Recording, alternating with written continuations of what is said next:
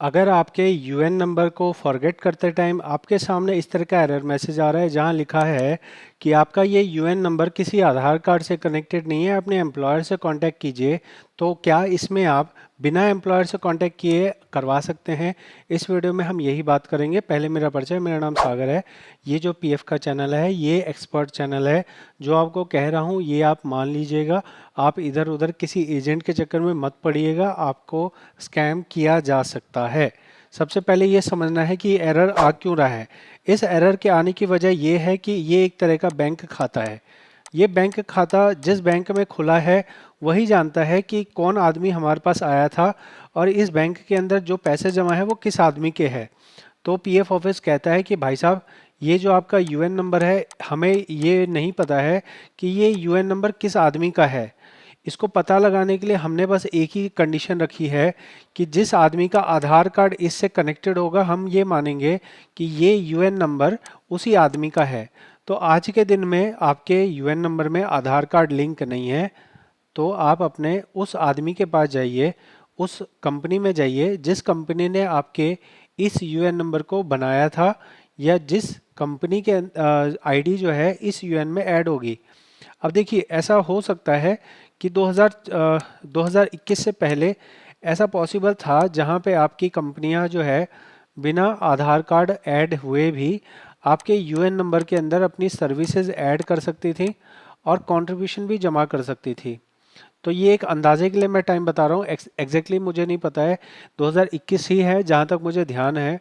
तो उससे पहले ऐसा हो सकता है कि कंपनी ए हो, कंपनी बी हो, कंपनी सी हो। तो अगर आपका इस तरह का एरर मैसेज आ रहा है तो दो पॉसिबिलिटी है आपके पास। या तो आप अपने इस यूएन नंबर को भूल जाइए और अपनी नई जॉब में जाइए और वहाँ पे आपका नया यूएन नंबर बन जाएगा। अगर ऐसा होता है तो आपके ये पुराने यूएन को आप नहीं खोल पाएंगे। आपको मतलब उसको खोलने के लिए आधार कार्ड से लिंक करना पड़ेगा, और लिंक करने के लिए आप किसी भी एक कंपनी के पास जा सकते हैं और उन्हें बोल सकते हैं कि मेरा आधार कार्ड कनेक्ट करने के लिए अपने पोर्टल से रिक्वेस्ट लगा दीजिए।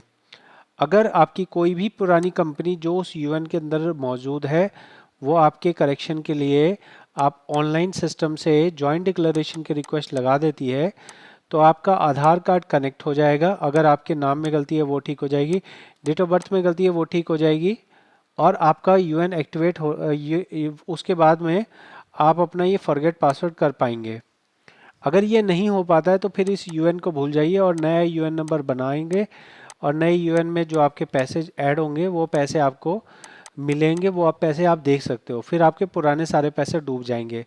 आपको लगता हो भाई पुराने हमारे बहुत पैसे हैं, तो फिर मेहनत कीजिए, जाइए कंपनी के पास और कंपनी से जाके ये काम करवाइए जहाँ पे कंपनी आपके यूएन को एक्टिवेट करने ये आधार कार्ड लिंक करने का अलग काम करेगी। अब बहुत लोग कहते हैं कंपनी क्लोज हो गई है। तो सबसे पहली बात यह है कि कंपनी आपके एरिया में क्लोज हो गई या पूरे ऑल ओवर इंडिया के हिसाब से क्लोज हो गई। जैसे कोई कंपनी गुजरात की है, वो दिल्ली में आके बिजनेस करती है, वो जो है उसको यहाँ नहीं जमा, उसने अपना दिल्ली से कारोबार समेटा, गुजरात वापस चले गए, तो उस कंपनी को हम क्लोज नहीं कहेंगे। क्लोज वो कंपनी होती है जो पीएफ के रिकॉर्ड में क्लोज हो, या फिर उसने पैसा जमा करना बंद कर दिया हो, 2 महीने, 4 महीने, 6 महीने से पैसा जमा करना बंद कर दिया हो। अगर वो कंपनी क्लोज है तो फिर आपको ये साबित करना पड़ेगा कि ये यूएन नंबर आपका है।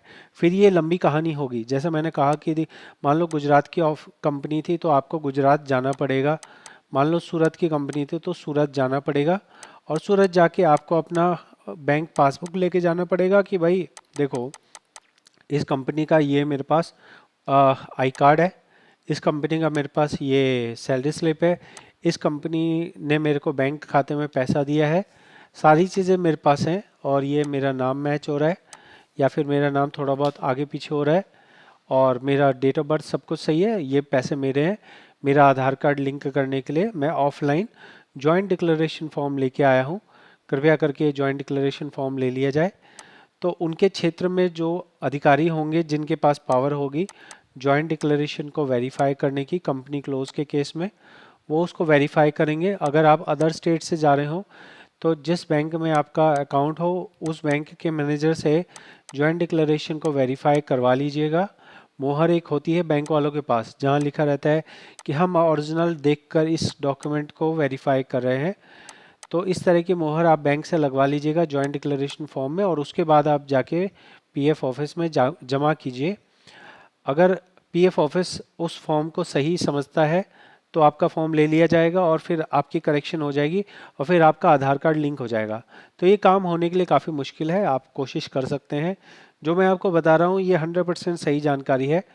अगर इसके अलावा कोई और जादूगर आपको मिले फेसबुक पे जो बोले कि हम जादू से आपका आधार कार्ड लिंक कर देंगे या कुछ भी ऐसा कर देंगे, तो ध्यान रखिएगा कि वो जादूगर आपका आधार कार्ड लेके आपके साथ स्कैम भी कर सकता है। इसलिए जो रास्ता मैं बता रहा हूँ वही सही रास्ता है।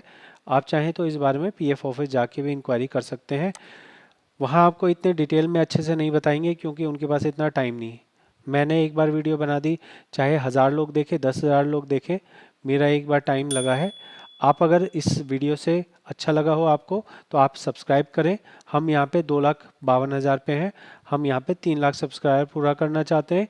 3 लाख सब्सक्राइबर होने से हमारी थोड़ी इनकम बढ़ती है, तभी हम यहाँ लाइट में, पेन में, टैबलेट में, लैपटॉप में और फ़ोन में और रेंट में, एसी में, सब में खर्चा लगता है। तो ये सब खर्चा जो है आपके सपोर्ट से, आपके वीडियो देखने से, आपके सब्सक्राइब करने से ही हमें मिलता है। आप लोग सब्सक्राइब नहीं करेंगे तो हमें सब कुछ बंद करना पड़ जाएगा। बहुत बहुत धन्यवाद।